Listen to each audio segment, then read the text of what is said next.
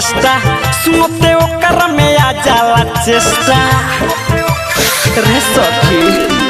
गाँव में आवे जब जब ऑर्केस्ट्रा सुनते ओकर में आ जाला चेष्टा देखो ते खुदा घर पड़ा सो लेखे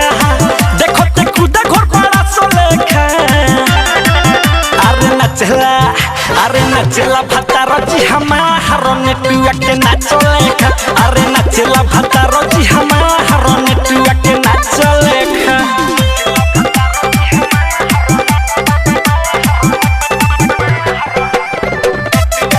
ज्योति रिकॉर्डिंग स्टूडियो घोड़ा सहल लखान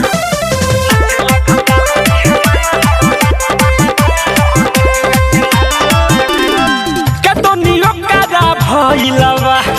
लगे जोगिनिया के कहिलबा हुबुर करेला बुद्धि बानरो से गइलबा ए सखी कतनियो कारा भइलबा लगे जोगिनिया के कहिलबा हुबुर करेला बुद्धि बानरो से गइलबा आजले ओइसन मरद देखे आजले ओइसन मरद देखे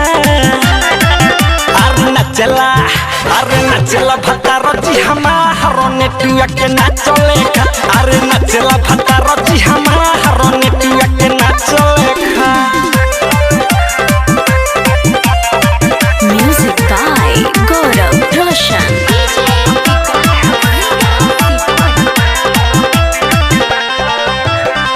एकदम में बावे पूरा दुबरा हो ऊपर से निकलल बाकू बरा हो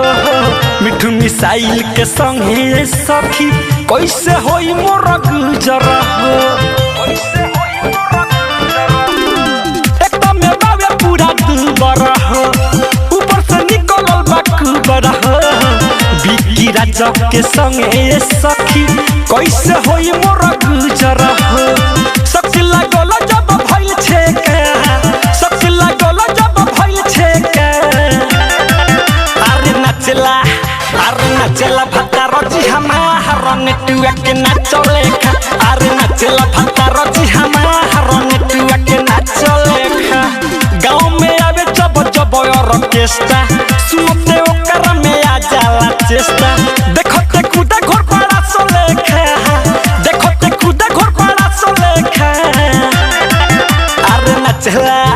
अरे नचला भतारो जी हमारो नेटुआ के नाचो लेखा अरे नचला भतारो जी हमारो नेटुआ के नाचो लेखा